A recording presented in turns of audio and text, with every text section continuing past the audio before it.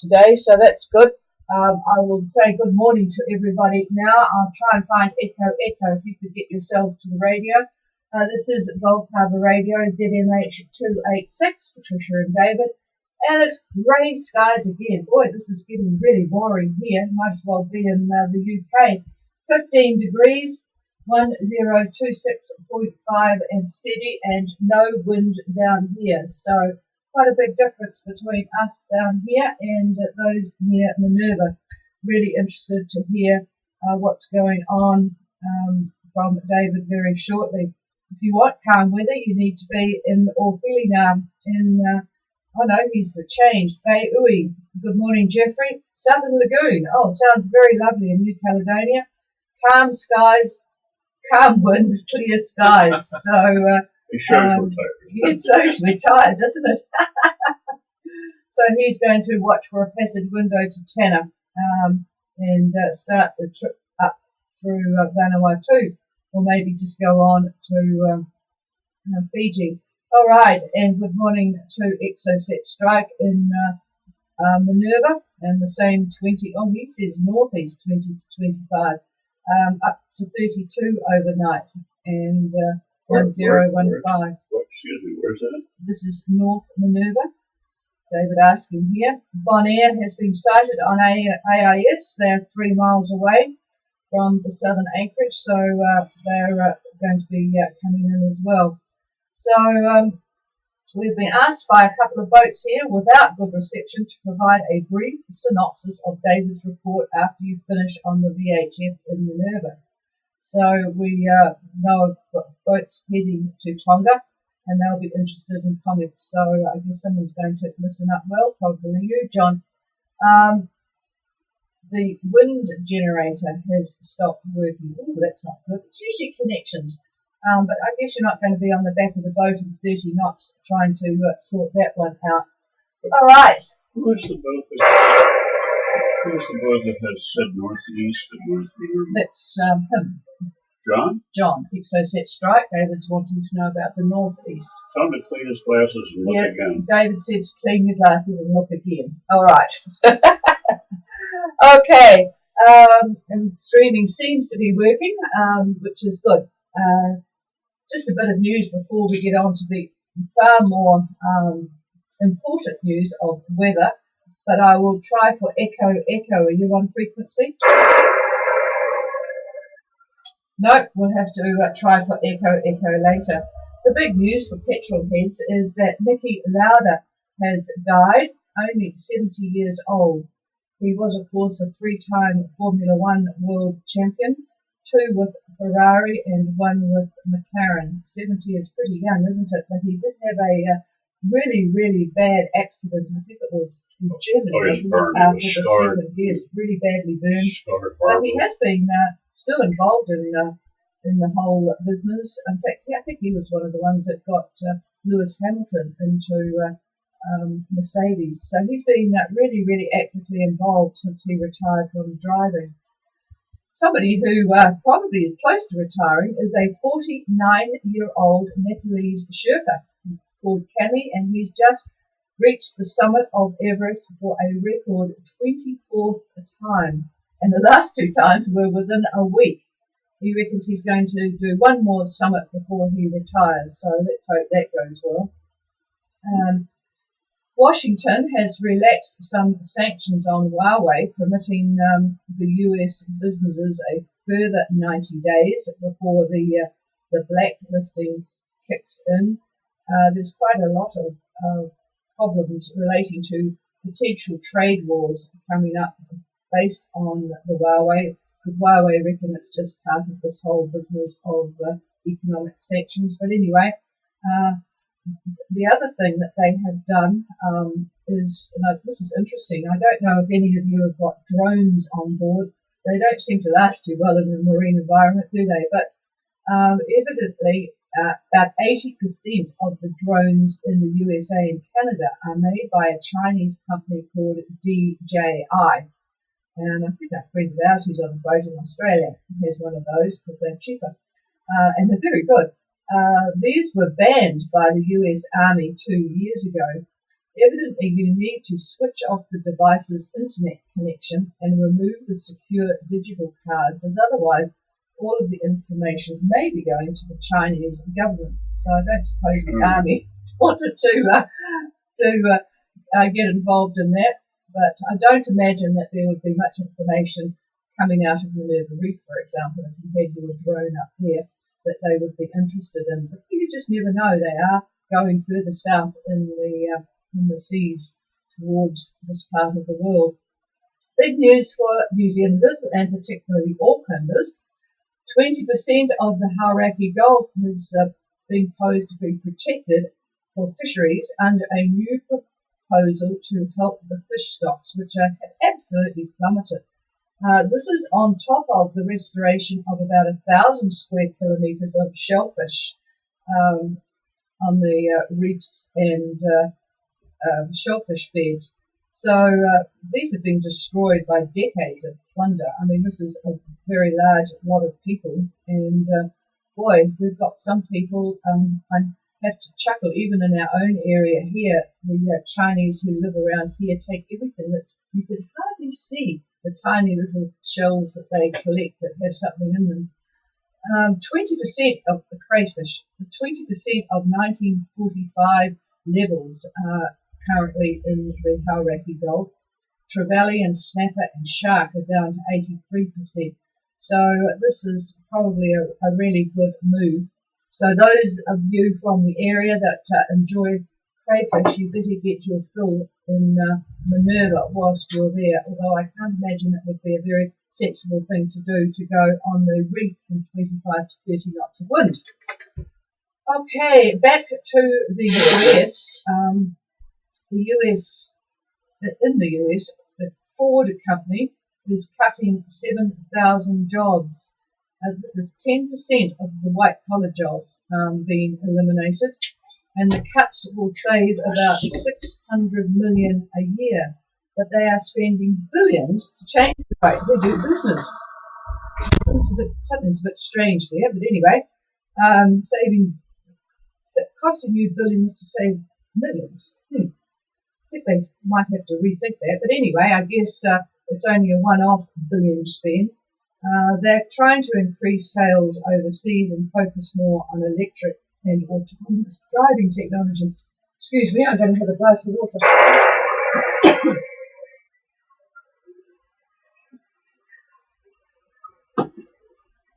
All right, to the Chinese. Boy, we've got a lot of Chinese news today.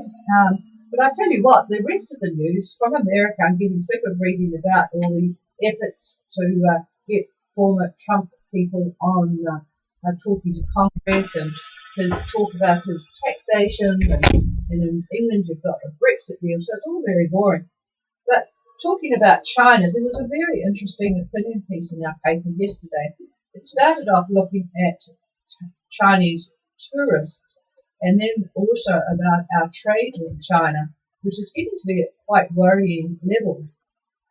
China is now our single biggest export market, and it's worth $16.6 billion to New Zealand. For example, Zespri, which sells our kiwi fruit, it was only 5% of the whole kiwi fruit harvest went to China a decade ago. Now it is 25%. So we're very vulnerable to anything that they might want to do. But anyway, that wasn't the thrust of the story. The thrust of the story was how we sort of think of the Chinese and having the older people very, very wealthy. Well, that is not the case. The highest earning income group in China is 18 to 29-year-olds. Evidently, those born in the 1990s are 7 times more likely to have a university education than someone born in the 70s. And if you look at the tech workers, 70% of them are under 30. Now, the reason for the swing in wealth from the old to the young is the Chinese one-child policy of many, many years ago that went on for many, many years. When you think about it, these one-child people are now adults, and they have what they call 6 pockets. They have their parents, and they have 2 sets of grandparents. all focusing their interest and their money on this one child. So that one child is now operating way different to the way they used to. The Chinese were once the last of the big savers around the world, but not the young rich kids. They know that they don't have to worry either about the current situation, they have jobs that don't earn very much, but they know that in a short time they are going to be incredibly wealthy as their parents and grandparents start rolling on and leaving them their money.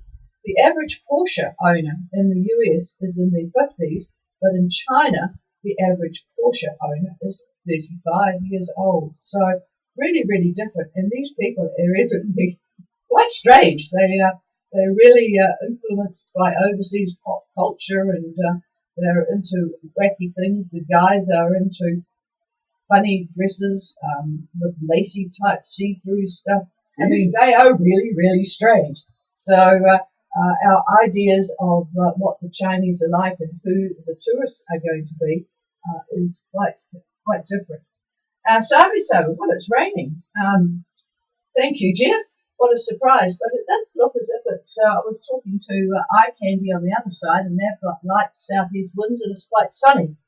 Okay, I'm just going to have a quick call for Echo, and then we'll move on to weather. Echo. Yes, it's Echo. Good morning there. Do you copy over? Yes, very good copy. Go ahead. Okay, our position is 28 degrees, 17 minutes south, 162, 10, 10 east. We're steering 300 degrees through, speed of about 4 knots. There's about 10 to 12 knots of easterly breeze. Over. Okay, and how did the mechanical engineering expertise go yesterday? We had an excellent result. We have been motoring for a couple of hours yesterday after the repairs, and it seems like we may have fixed the problem.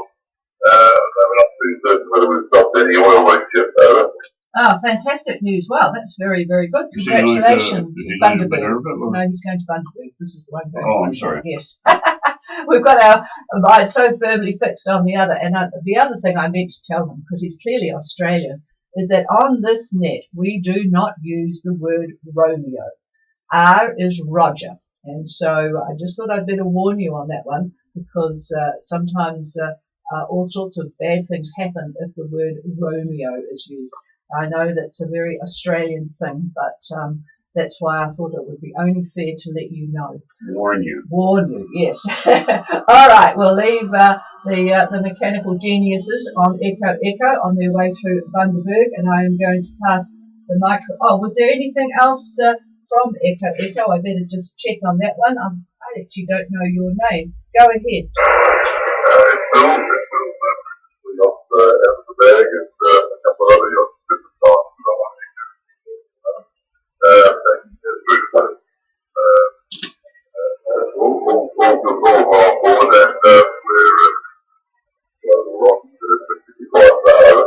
Roger.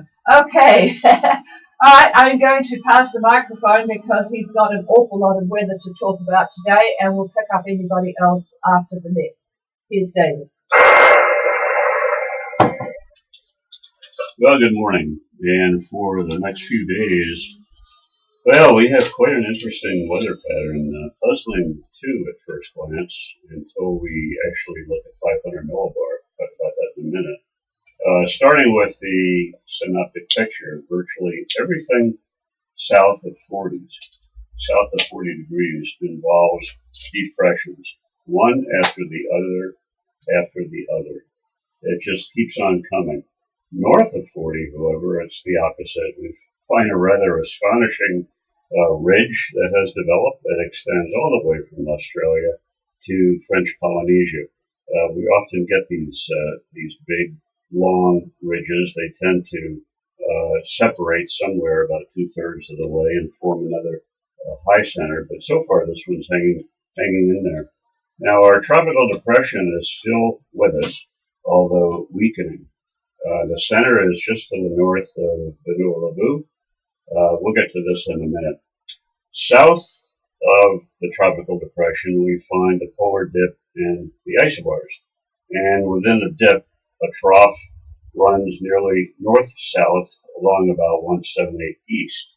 We also find a trough extending north from the depression, then it angles more or less west and heads on from there. And, well, one more, the icing on the cake, is a frontal band that runs from the Lau east toward Tonga and onwards to French Polynesia. That's quite a long frontal band as well. So a lot of activity up there. Now, if you are getting totally confused with your GFS grids, I can fully understand. GFS has had a total failure to pick up and develop our tropical depression. And I might also say that PredictWind's proprietary models have failed as well. The models that did pick up the depression, starting off as a disturbance, include the ECMWF, NavGem, UK Met, will stand by there, and JMA. And this is quite unusual for GFS.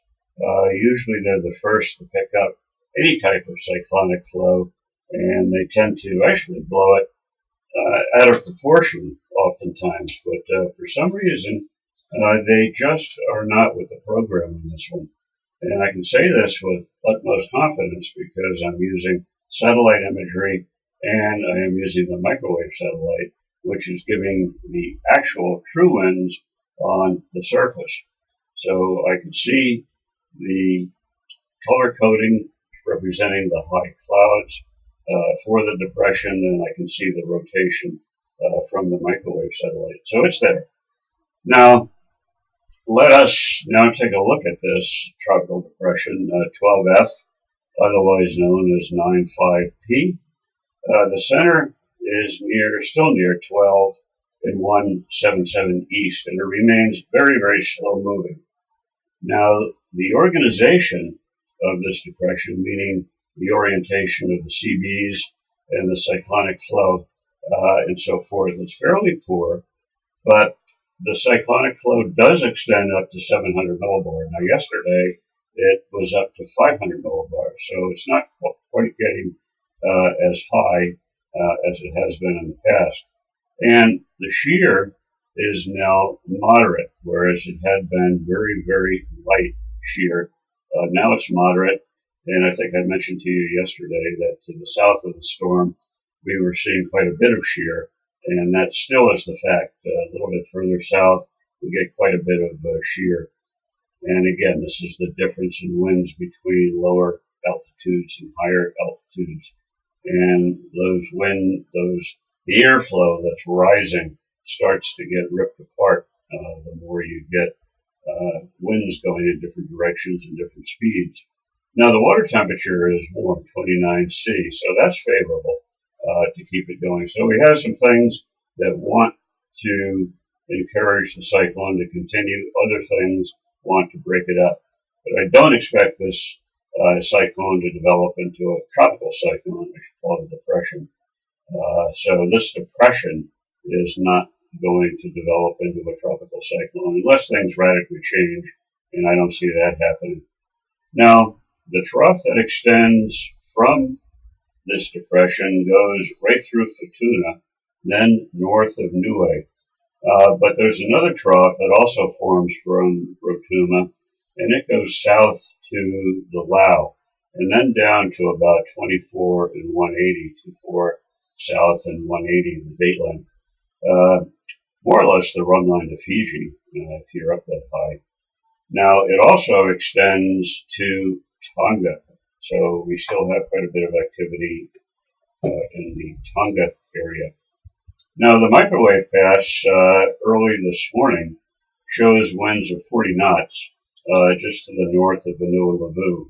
These are northerlies. Then they become easterlies, about 30 knots, 30 to 35 east to northeast of Vanuatu. And that pass also picked up the Minerva Reef area. That's why I was questioning what the wind direction was there in North Minerva, because The microwave satellite is giving something different. Now, it could be a local thing. I don't doubt what you see, but Yes, you do. yes, I do. Well, maybe a little bit. I do tend to trust the microwave satellite because, boy, if that's wrong, then we're in big trouble for modeling in general. Anyway, EC now picks up the second bit of cyclonic circulation, and it actually puts two circular isobars centered just east of Falanga and west of Tongatapu. Winds easterly about 30, 32 knots on the south side, and I'm showing about 26 knots in the Minerva region as well. And I forgot, what did you say the report was? Hang on a minute. It was 25 to 30.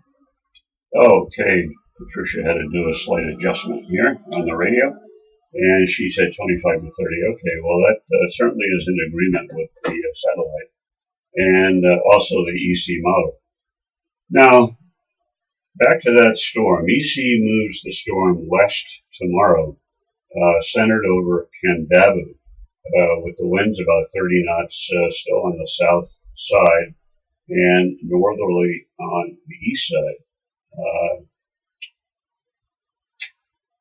Yes, I'm just looking at something else here. Now, from what I can surmise, looking at the upper levels, we talked about why the storm is going this way and that way. There are a series of very small short waves. These are small areas of energy causing these seemingly random directional shifts. It's really quite interesting to look at. So obviously you folks in Minerva can't do that, but if anybody is near the internet, you can pick up some of the frogs on at 500 and you can see what I'm talking about. Anyway, don't despair, as by Sunday, winds at Minerva, they look to be easterlies 15 to 20 and holding 15 to 20 on the way to Fiji and about the same to Tongatapu, although we may see a little bit more at Tongatapu. It might get up to 20, but still out of the east. Now, the winds to Tonga ease a little bit more on Monday, easterlies around 15 knots, and about the same on Tuesday. So, according to EC, it looks like you could depart Minerva Sunday. That's looking pretty decent right now. And the trip to Tonga does look okay, although the apparent wind could mean possibly a beat or a close reach, depends how well your boat sails with that easterly wind. Okay, now the fly in the ointment. Again, GFS does not agree with this. On Sunday, they are insisting our polar dip is going to remain, and it's going to slide over Minerva. With a trough and winds, John, out of the northeast then. Now, for the last 2 weeks, the discrepancy between these two giants in the weather modeling has really been obvious. GFS goes on to imply northwesterlies from Minerva to Fiji or Tonga. Well, we don't want that, do we? And that's right through Tuesday of next week. The good news about it, though, is they're light, very light. I would say maybe in the 10 knot range, in some areas even less, 5 to 10. So that could very well be doable, even though it's a bad direction, but it would either be a tack or a motor sail or a motor, period. So what to believe, who to believe? I'm going to stick my head above the foxhole, I think, and I'm going to vote for EC. And the main reason for that is, looking at 500 millibar charts, I don't see the support for GFS for their prognosis for this time period. Only time is going to tell on this to see which model winds up being correct or something in between the two. For your sakes, keep your fingers crossed and root for EC. It's about all we could say now. But we'll certainly be looking at it every day and as usual, keep you informed. Okay, let's look at today's situation for Tonga. Tonga Med is describing the trough that we just talked about, very slow moving, lying over Vavau, the Hapais, Tonga Tapu, the main group has a trough. Now, the strong wind warning is in force, plus a heavy rain and a flash flood advisory is in force. Now, they expect east to northeast winds 20 to 25, rising to 30 at times today, and the same forecast for Thursday, tomorrow. So expect very rough seas and a moderate southerly swell rolling in. Now, if you're in Tonga Tapu, you check the barometer at 6 a.m., 1014 millibar. Over to Fiji. Fiji Met is continuing the gale warnings for tropical depression. They call it 12F. Clockwise winds 35 knots, extending 120 nautical miles from the center, and the center is near 12 and 177. Now, for the group, they have a strong wind warning that also remains in force, as the trough that we talked about from the depression affects mostly the northern and the eastern areas with associated cloud and showers. They say expect southeast winds 20 to 25, gusts to 30, and the same thing tomorrow. And with that, very rough seas and that same moderate southerly swell that's affecting Tonga. Now, my view of all of this for Fiji today is a little bit different. Later today, I see south-southeast winds for the western areas and south-southwest for the eastern. And, well, this isn't the first time that I've been at odds with Fiji Met. But today's microwave report this morning shows south-southeast 25 in most open water areas. So that's sort of agreeing with what I'm looking at, but we'll have to trust the microwave. Now, we do see cyclonic flow on Thursday, according to EC. Now, Fiji Met is not calling this off. This is coming from EC, the model. So if you have listened to what I've said in the past, trust the meteorologist and not the model. So we'll have to see what happens, who's correct. If there is cyclonic flow, then we'd be looking at southwest for the western bits and northwest for the eastern bits of Fiji. And that pattern may continue through Saturday. So we'll have to see what happens. It's very confusing. I know those of you on streaming probably play this back and try to make some sense out of all of it. But that's what we're looking at. We will try to keep our fingers crossed, though, for EC being correct, particularly for those in Minerva Reef. Those of you that are in the islands are in decent shape, as long as you've got protection. Now, over to Vanuatu, it looks okay on imagery. Very good microwave swath showed fresh, strong winds, though. Southeast 20 to 25 in the open water. And tomorrow, a bit of an ease. I would say southeast of the 20 knot range, if you could call that an ease. Friday, even better. South-southeast 10 to 15. And NewCal, lastly, looks pretty good on satellite imagery, the IR imagery. Mostly fair today. It winds in the southern lagoon, east-southeast, I would say in the 15 knot range.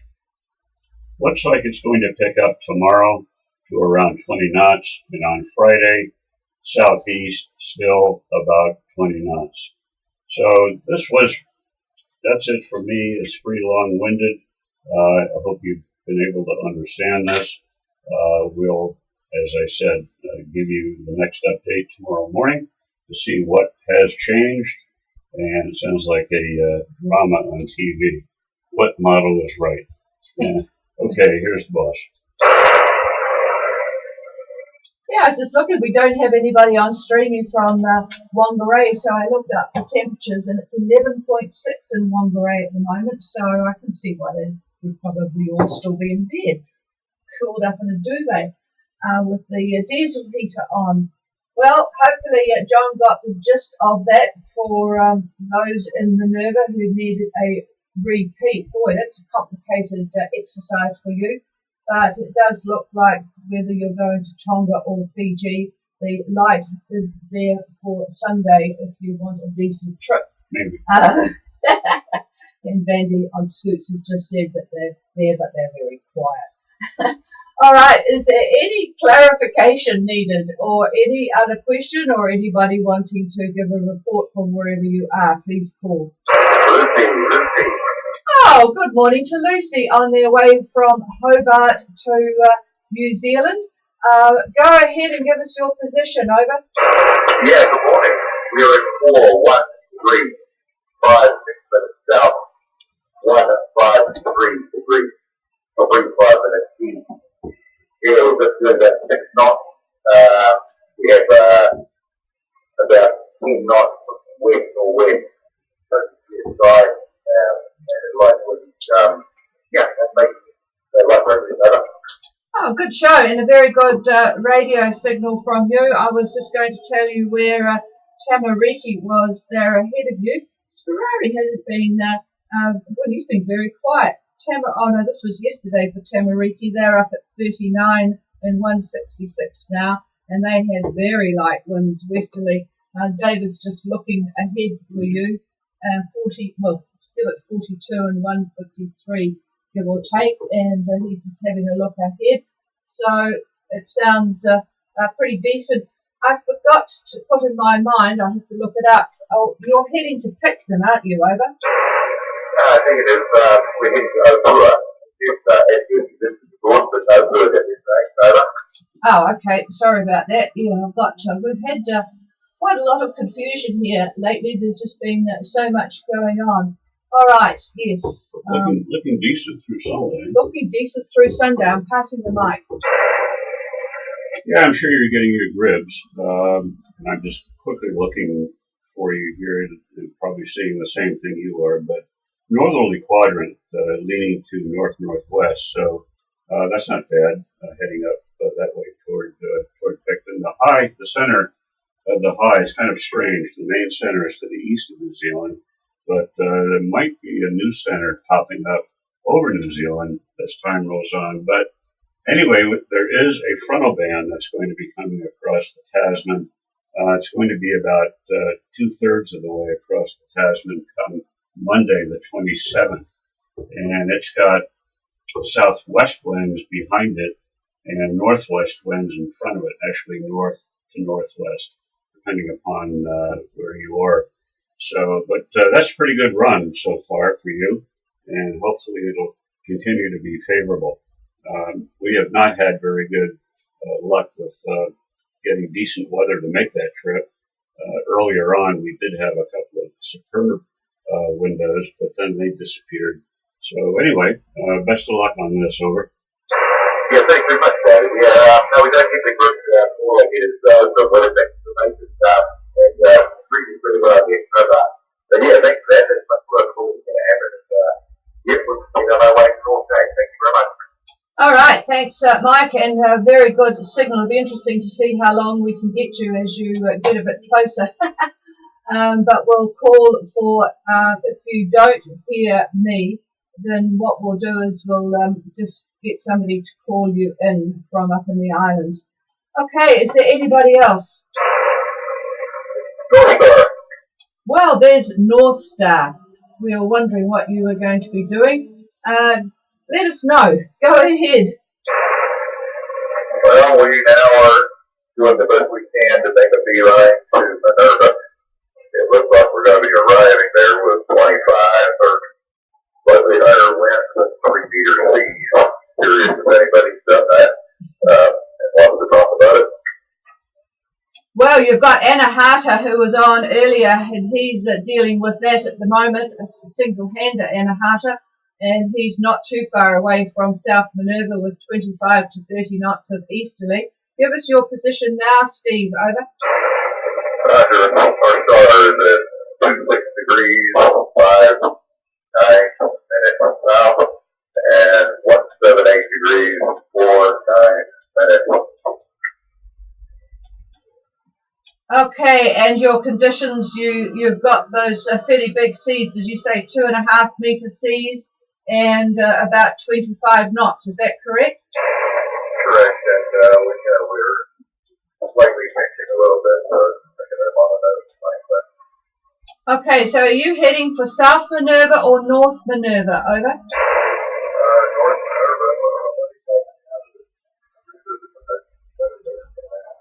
Minerva, That'd be best. Yeah, for someone who hasn't been in either, I think North Minerva is certainly the better place to go. I'll just pass the microphone. Yeah, hold on. Keep talking. He says, hold on. He's still having a look there. How's the crew dealing with the conditions? Good morning to you, Kim, and the other two. not better than others, but they're doing okay. That's good. And, I would certainly be looking at using a couple of bags. I've got quite a collection of bags on board Chameleon now, because when I head off on airplanes, I always bring back some just in case, but don't tend to use them too much these days around the coast. We just stay put. I'm going to pass the microphone, folks, and this is for a discussion on getting from about 27 to Minerva.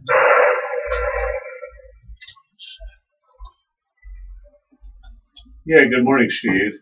And boy, it's a tough one there. You have a bit to go. What would you estimate your ETA for Minerva to be? I know that's a difficult question, probably, but do you have an idea? Over. Yeah, Roger, we're 234 out. Still, little black box is saying 34 hours, but it usually, for whatever reason,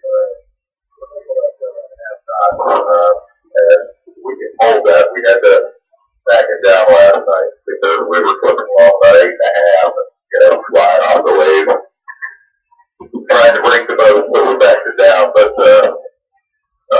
that's where we are. Boy, you're flying. Yes, well, it doesn't pay to break the boat, that's for sure. Yeah, well, that's not too bad. I was going to say, if you've got much longer than that to go, I'm not sure if it were us, we would plug along like that. We might just stop. And, that's a funny thing. We've talked about stopping. Tricia hates stopping, but that's a maneuver that hardly anybody uses anymore. I'm a fan of it. Just batten down the boat and heave it to, and just relax, read a book, and let everything go by until it gets better. But with just 36 hours or so, you should be able to make it. And things are looking decent for Sunday, so that's quite a few days to just sit there. So I could understand you'd want to keep going. The winds are probably going to be about the same until you get there. So what you're experiencing now, I'm afraid you're going to have to deal with it right until then. Just make sure that when you do get there, or time it, I suppose, so that it is daylight.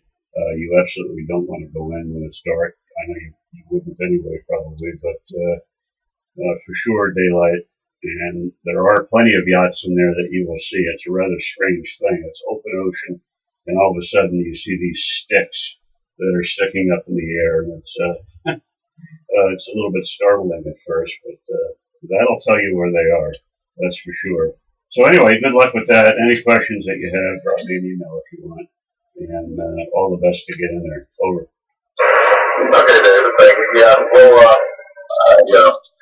we'll do the best we can on the timing. A lot of that's just dictated by how bad it is at the moment here. But we had several people send us an email in the last 2 days that said that they've entered Minerva after dark, and that it was a rather easy entry.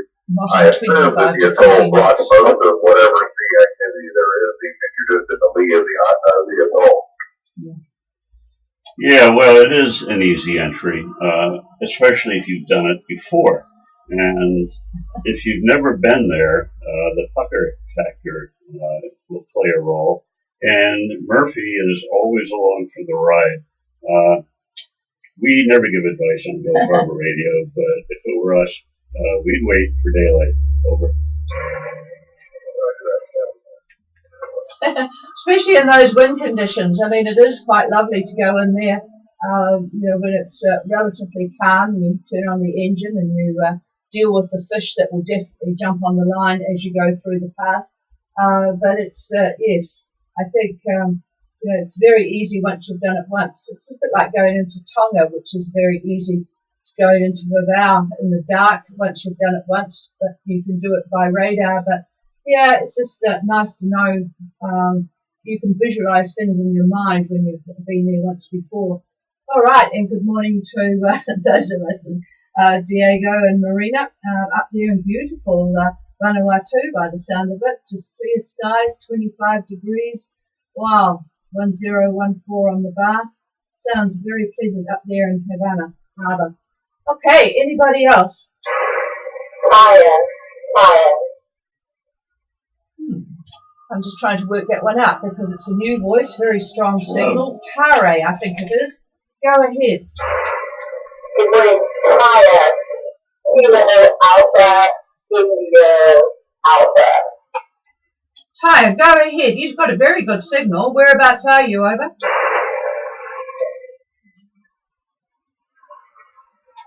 Yeah, go ahead. You have a very clear signal here. Fire. 5.42 south, 177.18 west.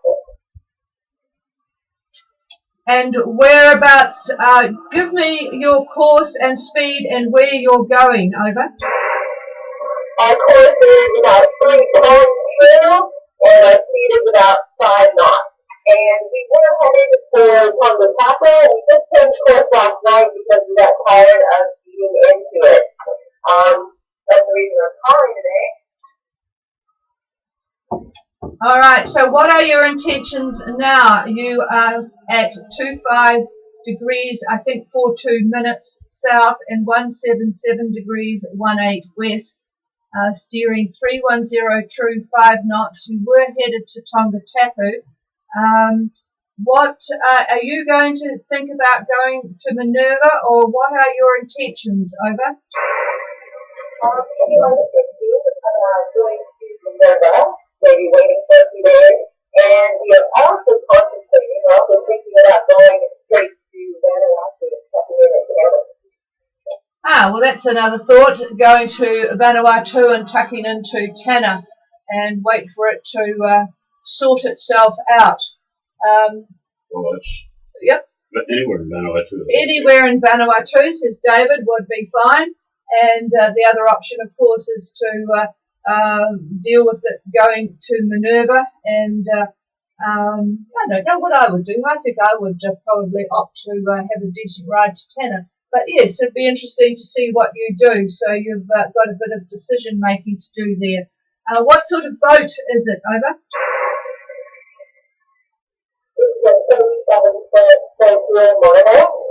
What? I can't understand. Yeah, 47 foot something. I missed the what it was. Is it a monohull or a catamaran? 3.7 monohull. 3.7 foot mono. Okay. All right. Well, yes, you probably do. Well, I don't know. They're close to Minerva. There you are, close to Minerva, says David. So that would be the quicker option, probably. So let us know what you do tomorrow, and we'll go from there. But you said, well, you would have heard the weather where you are. It's not going to change, so at least you know what you're dealing with if you go to Minerva, and you will also get a feel for what you're doing to Tanna. So good luck on the decision making. Looks like you're having just a quieter spell of it at the moment, and try and get the brain about what you're going to do. Did I get the first letter right? Is it Tango or Papa? Is it Taya or Paya? Over. Tango. Oh, Kanga. Got it. All right. Sorry. David just wants to make a comment.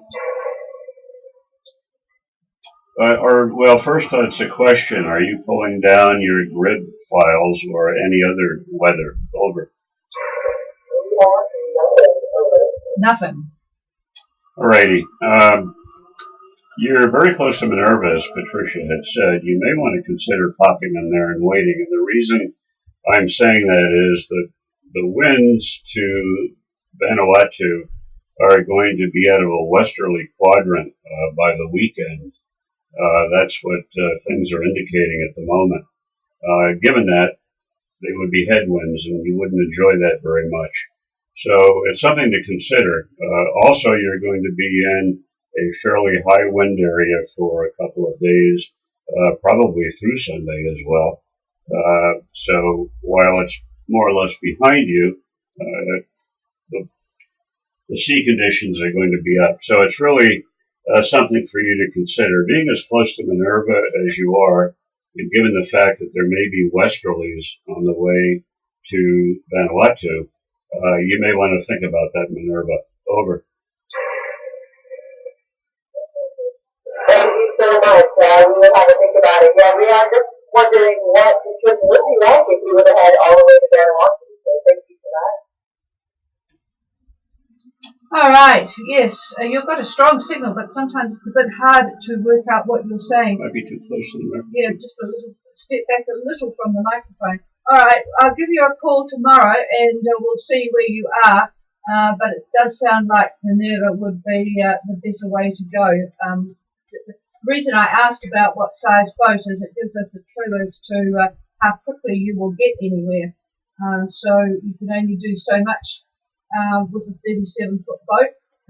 It will go quite well, I'm sure, but it's further to go to Tanna than it is to Minerva. All right, we will clear with Kaya. Is there anybody else? And don't forget, folks, you have the South Pacific Net to have a chat to other people in the same boat, as yourselves. That will be on this evening, the next time round, and also the hour before us. So we'll leave you to be dealing with the weather today, and we will be back again tomorrow, same time, same place. So this is Gulf Harbour Radio, ZMH 286. We're clear, the frequency's all yours.